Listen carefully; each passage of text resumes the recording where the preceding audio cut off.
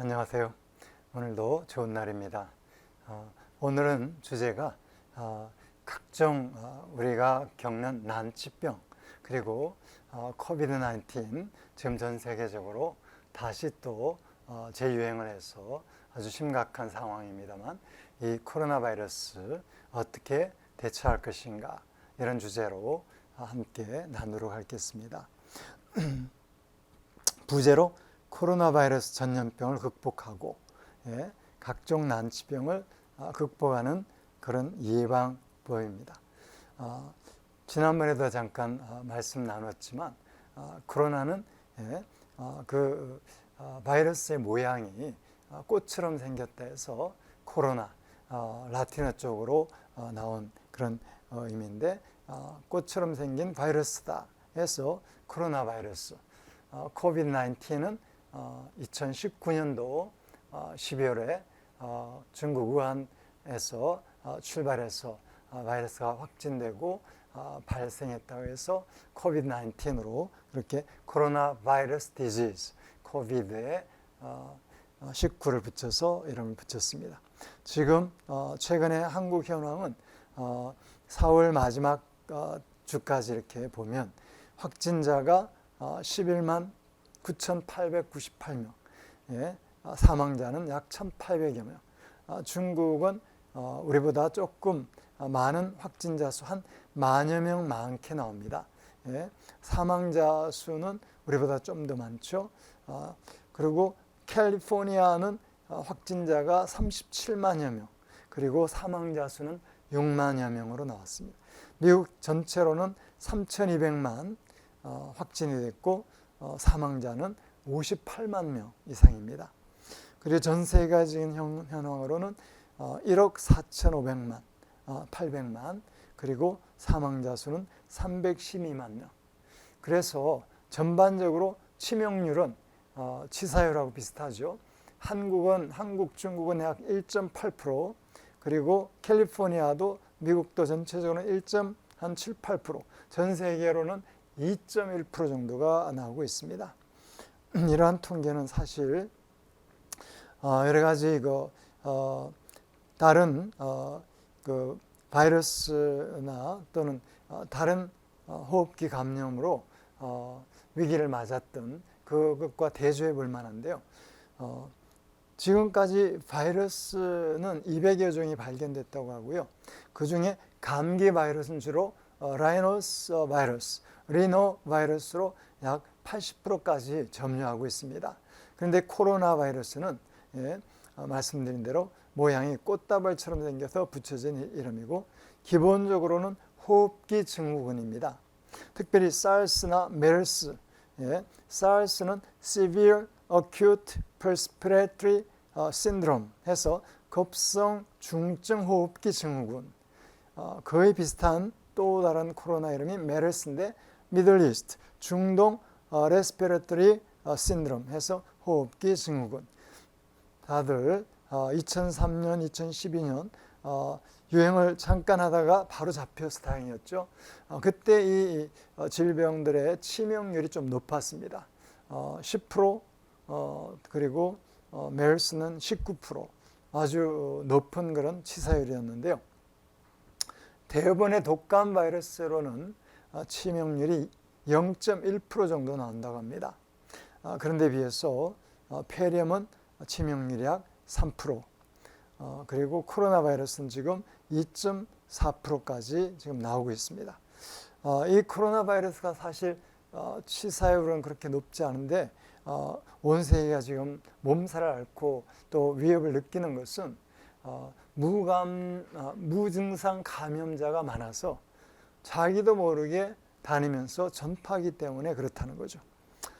이 코로나 바이러스에 대한 오해와 진실을 좀 찾아야 되는데요. 먼저는 이 코로나는 약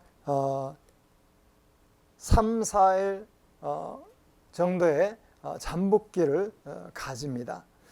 그리고는 4, 5일부터 이제 증상이 나타나고 그 증상이 물론 강하게 나타나는 사람이 있고 약하게 나타나는 사람이 있겠습니다만은 이 감염의 잠복기는 약 4, 5일 되고 이게 약 2주 정도 증상이 발현되면서 회복이 되느냐 아니면은 그 증상이 악화되어서 환자로 말미암아 심한 경우 호흡을 할 수 없어서 결국 산소통에 의존하거나 또는 폐가 이 바이러스의 침공을 받아서 결국 손상을 입고 마침내 생명의 위협까지 당하는 그런 어려움이 있습니다.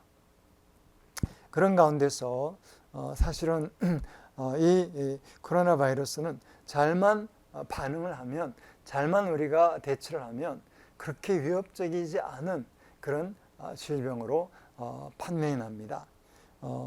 코로나 바이러스가 걸리면 어떻게 해야 되는가? 코로나는 처음에는 아주 비슷한 감기 증상이 나타나고요. 그러면서 몸이 으시르시하고 그리고 약간 소화도 안 되는 것 같고 그러면서 입맛이 없어지고 냄새를 못 맡게 되고 심하게 되면 이제 호흡 곤란이 오고 그러다가 이제 온몸이 뼈마디까지 아픈 증상까지 아주 이 바이러스로 말미암은 증상이 심각해집니다. 이럴 때 우리가 어떻게 하면 빨리 회복할 수 있는가? 가장 중요한 게 휴식과 안정과 함께 충분한 수분 섭취입니다. 특별히 코로나 예방을 위해서도 약한 소금물, 약 1% 정도, 0.8% 이상의 소금물을 우리가 매일 잠자기 전에 아침에 가글링을 해주면 사실 코로나 바이러스는 아주 그냥 힘없이 죽게 되어 있습니다. 그 외에도 우리 몸의 면역력을 위해서 비타민, 보통 이제 뭐 우리가 비타민 200-300ml, 500ml 이렇게 먹습니다만은 코로나가 걸리거나 하면은 고용량으로 비타민 C를 복용할 필요가 있습니다. 면역력이 아주 극도로 필요하기 때문이죠. 그 외에도 바이타민 D3, 바이타민 D3가 면역력을 높이는 데 필요하다고 하죠. 그 다음에 아연, 징크, 역시 면역력을 높여주는 데 도움이 됩니다. 그런 것을 충분히 섭취하시면서 특별히 코로나가 걸렸다 그럼 5일 이내라면은 말라리아 약에서 개발된 하이드록시 클로로킨 그리고 아연과 항생제, 약에는 아드빌이나 아시트로마이신 같은 것을 복용하면서 바이러스 세력이 약화되고 회복될 수 있도록 사실 코로나 증상이 5일 이내면 바로 잡히게 됩니다. 그러나 5일이 지난 경우에는 이제 더 힘들어지죠. 해열제를 먹거나 진통제, 타일레놀과 함께 항바이러스제를 투여하는데 HIV 치료제나 또는 에볼라 바이러스 치료제를 함께 사용하기도 하지요. 이럴 때 이미 5일 이후에는 굉장히 많이 힘든 그런 이제 투병을 하게 됩니다. 약도 잘 안 듣고요. 이 바이러스를 잡는 것이 쉽지가 않습니다. 반면에 이제 한방에서는요, 중국 진료 지침에 따르면 코로나의 경증부터 아주 위중한 시점까지 청패배독탕이라는 그런 그 중국 한방 약을 처방해서 이게 효과가 있는 것이 입증이 됐습니다. 사실 코로나 이전부터 아까도 말씀드린 대로 사르스나 메르스에서부터 이 코로나 바이러스에 대한 연구가 중국 쪽에서는 꽤 많이 되어 왔고 거기에다가 한방으로 어떻게든지 감기를 잡을 수 있는 그 약이 굉장히 많이 발달되어 있어요. 사실은 한방으로 보니까요, 감기약만 해서 한 30가지 가까이 있습니다. 그러니까 머리 아플 때, 콧물 날 때, 그리고 찬 바람으로 또는 더운 바람으로 이런 감기 증상 원인에 따른 감기가 굉장히 많이 발달되어 있는 가운데 특별히 폐가 힘들 때 또는 위장형 감기가 왔을 때 이런저런 이제 감기 처방이 중국에서 꽤 많이 발달해 있는 가운데 이 사르스와 메르스의 경험을 바탕으로 이 코로나가 나오자마자 바로 11월, 12월에 2019년 11월, 12월에 코로나가 이제 중국에서는 이제 알려지고, 그리고는 그 다음에 1, 2월 2달 만에 사실은 2월 1일 날 2월 초에 바로 중국 국가중의약관리국에서는 이 코로나 약을 공식적으로 국가의 정한 약으로 처방을 명령을 내려놨습니다. 10개성에서 1260여 명의 약을 처방한 결과 97.8%의 환자들에게서 유효한 증상 개선이 나왔습니다. 거의 뭐 90% 이상이니까요. 다 낫는 거예요.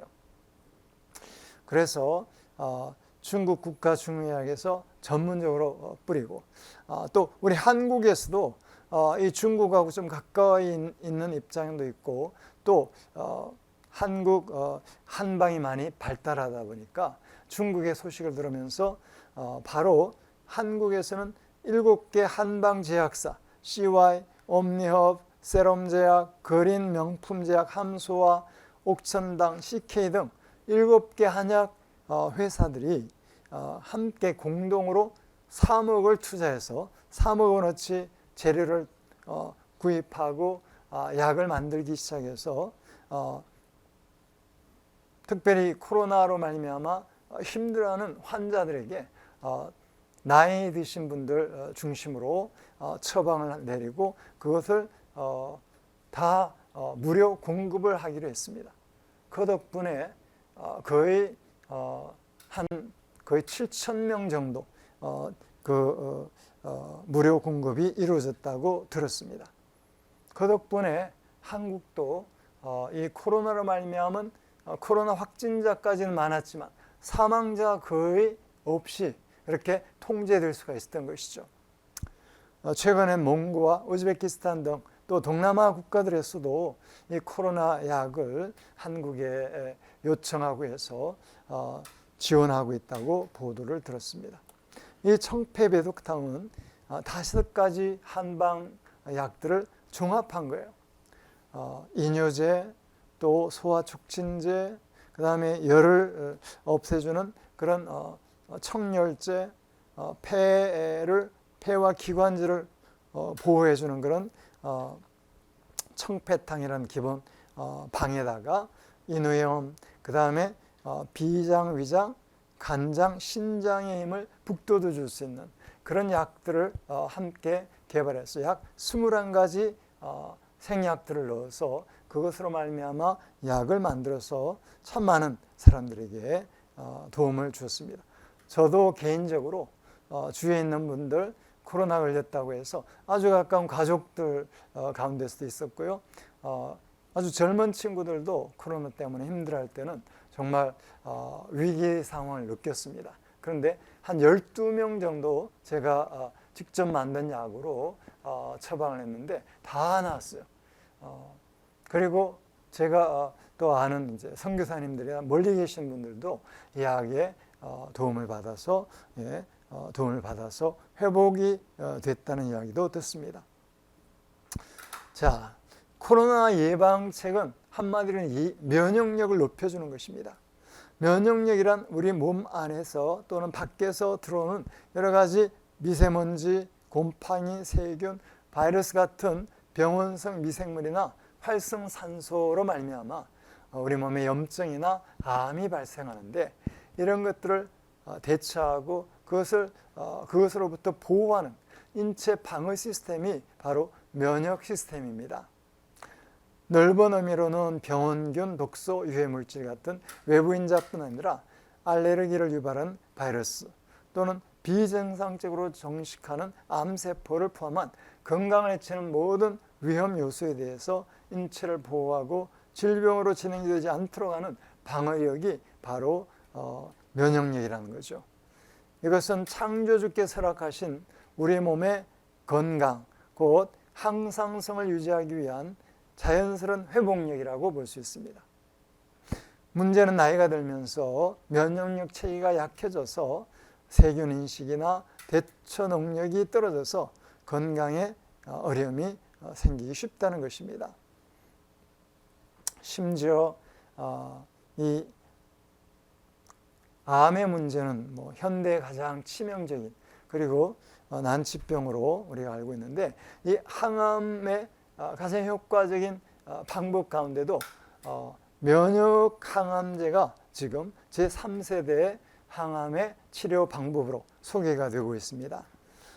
1세대에서는 화학 항암제, 2세대 표적 항암제, 3세대 지금 면역 항암제로 면역력을 활성화시키고 또는 면역이 너무 높아가지고 문제가 생긴 그런 이제 아토피라든지 또는 류마티즘 이런 자가 면역성 또 다른 질환들 이런 것들은 또 면역을 적절하게 억제를 시켜서 면역력을 잘 개선할 수 있도록 돕는 이게 바로 지금 집중하고 있는 암 치료 방법입니다. 이 면역력의 분류는요 어떻게 획득하느냐에 따라 두 가지가 있는데 선천적인 면역력과 후천적인 면역력이 있습니다. 선천적인 면역력이란 엄마로부터 아이가 태어나자마자 타고난 면역력이 있다는 거죠. 어떻게요? 엄마의 초유를 통해서 엄마의 그 젖이 좋다는 게요. 가장 중요한 게 처음 엄마에게서 나오는 2, 3일 내로 초유가 다 거친다는데요. 그때 먹는 초유를 통해서 어머니가 가졌던 모든 면역력을 면역의 정보를 이 어린 아이에게 어린 아기에게 다 전달하는 그 통로가 바로 초유라는 것입니다. 그래서 초유가 좋다는 이야기를 많이 듣고 또 초유로 어떤 질병을 치유하는 그런 이제 시도들을 많이 했는데 이게 바로 선천적인 면역 그리고 후천적인 면역은 음식을 통해서나 또는 이제 우리가 섭취하는 다른 영양제나 다른 면역을 높여주는 그런 것을 통해서 결국은 후천적인 면역이 더해질 수가 있는 것이죠. 가장 보편적으로는 우리의 장내 유익균이 바로 면역력의 중요한 부분을 차지한다고 그러죠. 장내에는 그 유익균과 유해균이 함께 공존하고 있는데 유익균의 비율이 좀 더 높아서 적절하게 우리 몸 안에 있는 안 좋은 것들을 물리치고 그리고 또 소화와 흡수를 도와주는 그런 말미암아 우리 몸의 건강과 면역 체계를 강화해주는 그런 것이 바로 후천적인 면역인데 요즘 많이 유행하다시피 하는 것이 프로바이오틱스라는 거죠. 프로바이오틱스도 종류가 사실은 뭐 100종류 이상 많이 있다고 그러죠. 그렇기 때문에 우리 특별히 한국 사람에게 맞는 프로바이오틱스, 말하면 요플레나 요구르트가 여러 유산균 종류가 많은 가운데서도 내 몸에 맞는 유산균을 하신 대로 여러 개를 시도해보고 가장 소화 흡수가 잘 되고 또 나의 장에 도움이 되는 그런 것을 택해서 드시는 것이 꾸준히 드시는 것이 필요합니다. 그리고 면역 대처 방식에 따른 분류는 내적으로는 혈액 내 백혈구와 림프구가 중요한 역할을 한다 그러죠. 특히 췌장이 이 면역 체계 시스템의 사령부라고 할 만큼 췌장이 중요하다고 합니다. 그 외에 이제 B세포, T세포, 바로 내추럴 킬러 세포라고 NK세포와 함께 이 뼈에서 만들어지거나 타이로이드, 우리 갑상선에서 만들어지는 그런 이제 세포들 그것이 바로 면역을 감당하는 중요한 역할을 하는 그런 세포라는 거죠. 외적으로 말씀드린 대로 장내 세균이 중요하다. 면역세포가 왜 중요한가? 노화와 함께 여러 가지 감염증에 우리가 약해지는데 바로 흉선이 바로 갑상선 호르몬이 나오는 것이고 또 T세포가 만들어지는 그것이 축소되면서 이 면역 세포 수가 줄어드는 거죠. 또 다른 것은 만성염증이에요. 만성염증으로 말미암아 여러 가지 만성 질환과 함께 이것저것 몸이 아프기 시작하죠. 마침내 그 통증으로 말미암아 그런 염증이 심해지고 악화될 때는 암으로까지 발전한다고 합니다. 그래서 이런 여러 가지 예, 우리 몸을 해치는 그런 바이러스나 또는 여러 가지 바이러스로 말미암은 염증으로 말미암아 우리 몸이 지금 질병에 이제 굴복하게 되는 이런 상황이 온다는 거죠. 그래서 우리가 나이가 들수록 더 면역에 신경을 쓰셔야 된다 말씀드릴 수가 있는데, 면역력을 낮추는 주범이 뭐냐? 스트레스입니다. 예, 자율신경계와 호르몬 체계의 혼란을 야기시키기도 하고 해서 면역력을 떨어뜨리는 것이 바로 스트레스입니다. 스트레스는 어떻게 보면 심리적으로 우리가 무게감을 느끼는 마음의 짐이 있으면 이게 바로 스트레스 요인이 되죠. 그래서 할 수 있으면 스트레스는 풀도록 어떻게 하면 스트레스를 풀 수 있는지 연구를 하시고 좋은 방법 가운데 하나는 좋은 친구와 함께 재밌는 시간을 가지는 것입니다. 또 함께 찬양하거나 하나님 앞에 예배드리면서 우리의 심령이 하나님 안에서 즐거움을 회복하고 또 어떤 영적으로 무거운 짐을 내려놓을 때 스트레스가 없어지죠. 그 외에도 과로, 불면, 과식, 부족한 영양이 부족한 식생활, 이런 것들로 말미암아 단백질이 결핍되면 우리 면역력도 떨어지게 되어 있습니다. 면역력도 그 구성하는 기본은 단백질 쪽이에요. 그러다 보니까 단백질이 적절하게 공급되는 게 중요합니다. 마지막으로 이제 중요한 그 소식인데요. 의학계에 혁명이 일어나다시피 한 게 바로 면역력을 높여줄 수 있는 그런 놀라운 물질이 발견됐다는 거예요. 이미 발견된 지 70년이 지났습니다만은 이 내용을 알고도 사실은 일반인들이 도움을 받지 못했습니다. 왜냐하면 이 물질이 만들어내는 것 자체가 너무 힘들기 때문에, 또 시간도 많이 걸리고 돈도 많이 들고, 그러다 보니까 뭐 어떤 질병이든지 사실은 다 고칠 수가 있는데 고치기 위해서 들어가는 시간과 경비가 너무 크기 때문에 그 도움을 받는 사람이 그야말로 극소수였습니다. 우리 이건희 회장 같은 분 얼마 전 돌아가셨지만 그런 분이 사실은 이런 도움을 받아서 마지막까지 어떻게 보면 생명을 더 연장하시고 했다고 볼 수가 있는데 90년대까지만 해도 이런 어떤 질병에서 회복하기 위해서는 천문학적인 돈이 들어갔습니다. 한 사람을 고치는데 적어도 돈이 10억 이렇게 투자가 돼야 정말 치료비가 들어가야 회복이 될 정도로 그렇게 엄청나게 어려운 것이었어요.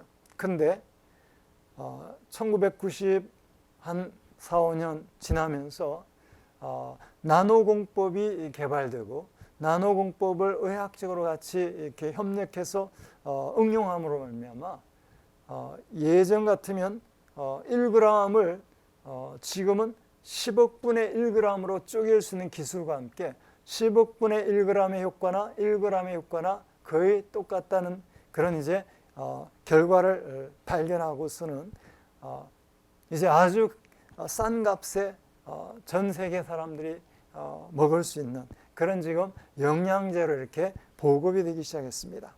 항바이러스, 항암 치료, 각종 난치병이 사실은 다 치료가 가능한 그런 세상이 되었습니다. 트랜스팩트라는 것인데요. 트랜스팩트는 뭐냐? 면역 분자로서 이게 위키리스크에 나온 내용입니다. 특정 세포의 면역 기능을 돕는 항원으로 줄로 알레르기 등의 과잉 면역 반응은 조절해주고 약해진 면역력은 강화해주며 세포의 활성화를 시켜주는데 NK 세포의 활성화가 438%까지. 아무리 비싼 지금 항암제, 항암약도요, 50%를 넘기는 게 없습니다. 그만큼 힘들어요. 그런데 이 지금 트랜스팩트는 438%니까 가장 비싼 좋은 그런 어떤 항암 원료 물질에 거의 7배, 9배까지 이렇게 효과가 나타나는 거죠. 그 다음 T세포가 분비하는 화학물질인 림포카인을 생성하면서 스스로 항원으로서 작용도 합니다. 예, 트랜스팩트는 모든 고등동물의 백혈구와 초유, 계란 등의 체내에 존재하며 면역 정보를 전달하는 펩타이드, 44개의 아미노산 분자의 일종으로 면역 반응을 유도, 조절, 억제합니다. 분자량이 매우 가볍기 때문에 알레르기 반응을 일으키지 않고 전혀 부작용이 없습니다. 그래서 갓난쟁이 아기도 필요하면 먹여도 아무 이상이 없다고 그렇게 의사들이 보고하고 있습니다.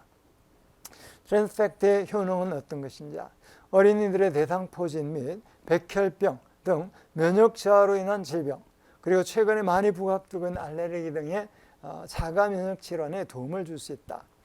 루게릭병, 폐암, 췌장암, 흑색종, 다발성 경화증에도 도움이 됐다고 하고, 에이즈나 천식, 가려움증, 자궁경부암, 만성피로증후군, 크론 질환, 발작, 헤파타이티스 B, 간염, 그 다음에 헬페스, 허스킨 디지즈, 기생충, 피부가 상처, 백혈병,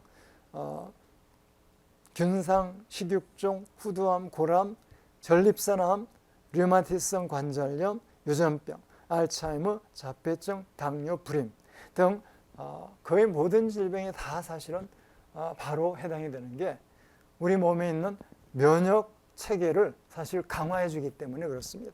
하나님 주신 면역 기능이 많이 떨어지고 또 참 면역력이 좀 이렇게 낮아진 그런 상황에서 이것을 보충해 주기 때문에 우리 몸의 자연스러운 면역 기능을 회복함으로써 다른 모든 안 좋은 것들을 물리치는 그런 능력이 있는 것이죠.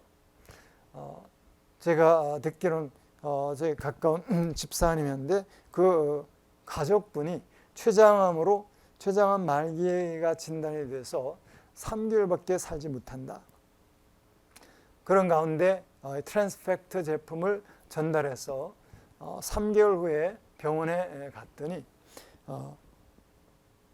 의사가 깜짝 놀라면서 뭔가 잘못 진단을 한 거 아닌가 그렇게 착각할 정도로 말하자면 가장 힘든 질병이라고 하는 그 암 가운데 췌장암을 치유받은 그런 간증을 들었습니다. 트랜스팩트의 연구는요, 의학계에서 면역 조절제로 인터류킨, 피시바닐과 함께 지금 인간 림프구에 추출한 팩트 연구를 진행하고 있는데 이게 좋은 게 인터류킨 같은 경우 한 번 주사 비용이 5,000불이고 부작용의 우려로 한 달에 2번 이상 주사를 맞지 못하는데 비해서 트랜스팩트는 굉장히 경제적입니다. 그리고 보다 효과적인 임상 효과를 보여주고 있습니다. 참고로 이 트랜스팩트에 좀 더 알기를 원하시는 분은 www. 숫자로 4, 그 다음에 life.com, forlife.com, 생명을 위한다는 FOR이 들어갈 거를 숫자로 4로 쉽게 바꾸고 life.com, 그렇게 해서 지금 회사 웹사이트가 소개되고 있습니다. 제가 거기에 뭐 특별한 커미션을 받고 하는 건 아니지만 너무 귀한 것을 발견했고 그것을 또 상용화하는데 그거 정말 양심적으로 크리스찬 부부인 것 같아요. 그래서 양심적으로 그리고 아주 모든 사람들이 다 활용할 수 있도록까지 그렇게 지금 공급을 하고 있기 때문에 제가 소개를 해드립니다. 오늘 강의는 여기까지 하도록 하겠습니다. 감사합니다.